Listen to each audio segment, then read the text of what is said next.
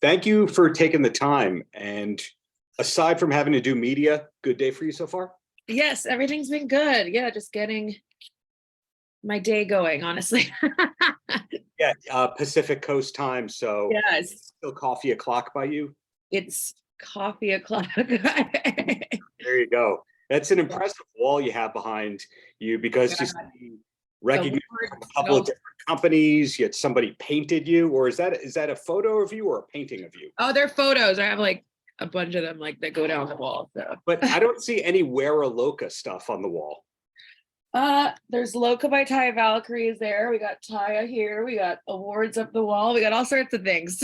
Yeah, the last few times I've had the pleasure of speaking with you, one time you were promoting the movie Unchained, another time the fashion line, and now I'm speaking to somebody who's a champion in this company and then wrestling in that company. It seems like there's never a dull moment, that it hasn't slowed down for you in about 6-7 years. It hasn't slowed down for me. Yeah, most of 90% of my career. But that's also how I am as a person, is I'm extremely motivated and enjoy working. I don't like being bored. I mean, that's just it. And I like challenging myself. And so, with the way that the wrestling industry has been over the last few years since COVID and the doors being open to different companies and not having to be, signed to one place, of course, I'm going to make the most of it. Yes, and we were connected by the NWA folks. What was your gateway or entryway into NWA? Was it knowing Mr. Corgan? Was it knowing somebody backstage, or did they just reach out because they know you're great? I had been like, a few people had told me they had spoken to Billy about me, and then eventually I just got an email from Billy Corgan himself, and we connected on the phone and just started the conversation about me coming in and doing some work with them. And then I've, ever since the Always Ready pay-per-view, I've been, a staple there for the last 6 months or so. And, I'll continue to do that, this week in Knoxville and beyond. So it's been really fun. It's totally different than other places I've worked, obviously, just the way it's filmed and the setup and things like that. But it's still really fun for me, and just being able to work with different people. There's so many women and men out there that I had never wrestled before. And so being able to explore these different platforms and different companies is definitely, opened my eyes to more talent and just tested myself. When you came into NWA for that first appearance, did you know if there was going to be other appearances or if it was just a one-off? I didn't know at the time, but I was confident that I would be asked to continue. But no, like, a lot of things kind of happen over, a period of time. And as the NWA films, like, they don't film every week, they film every 4 to 6 weeks. So it's been really good for my schedule. And also they do film at Skyway Studios during the week. And so there's some weeks when I have like 7 days of wrestling in a row because I'm doing all the other stuff, and then I have NWA during the week. So it's been good. It's a good consistent and happy place for me. So yeah, without pulling the curtain back too much, I mean, NWA films in clumps, Impact films in clumps, MLW, another company that films 3-4 weeks of programming in one day.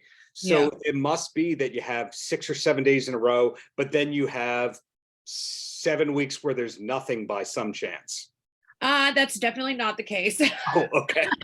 Because hey, you're also in Mexico too. Yeah, like, I mean, between AAA, between Impact, NWA, MLW, and indie wrestling, I am very booked, which is, booked and busy, as they say, which is amazing. And that's all you want. You want to have a consistent work schedule. It also helps me stay motivated and focused. And then, my weekends are 99.9% working.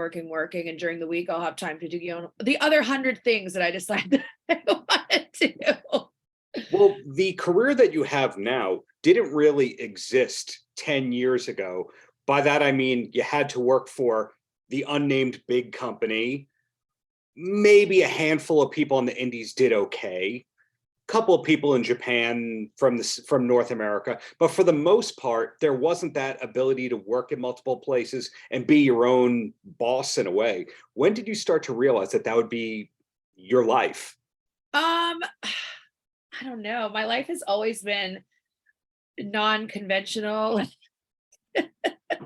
Nothing ever has been easy. I always feel like I'm fighting to like find my place, even though I have been in this business for 12 years. I still feel like I'm like trying to prove something, because there are always going to be people that are naysayers and don't agree with something or whatever that is. And even when I was working for AAA at first, like everyone was like, what is that? Like it was not on, PWI didn't include AAA at all in their rankings and things like that. So it wasn't as popular. It wasn't, and Lucha Libre style was just really on the cusp of like getting another resurgence in the States with Lucha Underground and everything else.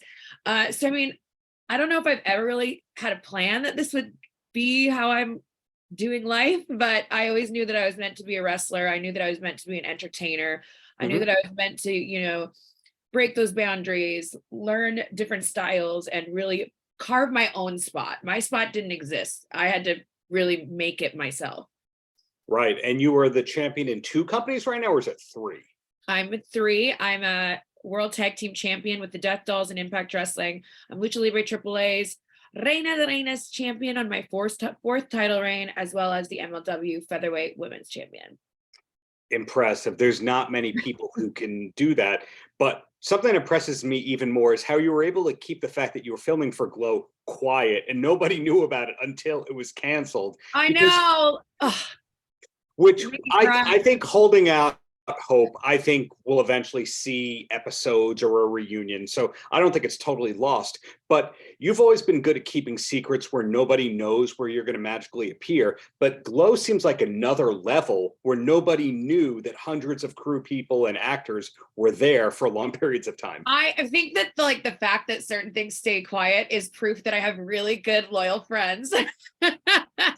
Because I mean, I remember when John was on Survivor, like we were able to keep that quiet forever and ever. And I was like, even when I went to WWE, I was like, oh my God, like you're biting your nails at home. Like, I hope no one finds out. But yeah, it was proof that I have some really kick-ass women and men in my life as my friends, because we all have our, our secrets, because we're trying to just, let people be excited when these things happen. I think it's so much more fun, even though you want to scream it from the rooftop. Like you just have to be like, no, it's good. It'll all be worth it for that moment. So yeah, when Glow happened, and like, I hadn't even told Impact at the time. Like I didn't tell like anybody, because I just really didn't know how long I would be on the show, because that also changed, and then COVID happened, obviously. But I would love to be able to finish what we started, especially because we did a lot of really good work in those episodes that, are in some vault somewhere, a Netflix vault somewhere. So I'd really love if people could see it. Also, just for the fact that, like, as someone who is into the acting world and stuff now, it's such a good credit to have on my resume, and the fact that I can't show that off is sad. Holding out hope, but something that you just mentioned there kind of made me laugh a little bit. The part about how John was able to keep it quiet about Survivor, that around the time of that, our mutual friend DDP said, oh, you want to interview John? Here's his email. And I wrote to John, and I got back an auto reply that said something like, I am in a remote place that doesn't have email. And I just thought, okay, what a weirdo. This is a quirk. Yeah, he's weird. So it fits the mold. But yeah, like during the time he was on Survivor, like I was in charge of all his social media, because he couldn't obviously have a phone. Yeah. I think I spoke to a producer one time once he was gone. Like nobody was telling me what was going on. It was like 5-6 weeks of this. It was crazy. And then I had like friends reach out to me who didn't know that John was on Survivor, who are like, where's John? I'm like, oh, he's filming something. Like, I just make things up. Or like, are you sure? Or people that did know, are you sure he doesn't have a phone on Survivor? Guys, it's me.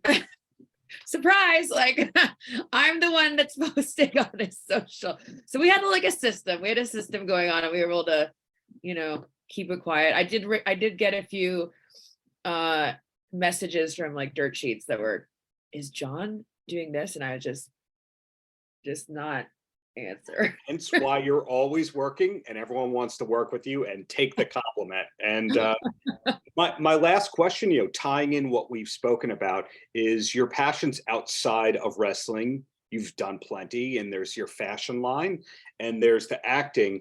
But is there another thing that we might see you eventually do when you're done with being on the road 250 days a year?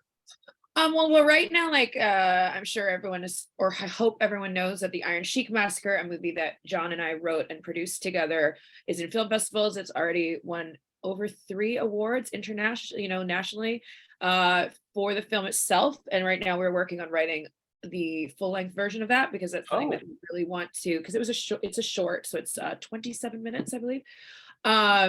And like that will be available for streaming really soon. Like we've been working on a deal for that. I can't tell you where yet, but so that is really exciting. So I just want to like continue exploring all my artistic interests, and writing and acting and fashion, and I don't know, like I just like doing a lot of stuff. I'm a layered person. I don't know, like I can't just, yeah, being a wrestler is like at the core who I am, but also being an entertainer, more than anything is who I am. So you'll see, we'll see. Makes sense. So keep checking the social media, and when the time's right, the news will come out. That's what we've learned about you at this point. Yes, when it's appropriate. But thank you for your time, and looking forward to whatever's coming next. And thank you to the NWA for making this one happen. Absolutely. And we'll see everybody in Knoxville. Paltrocast.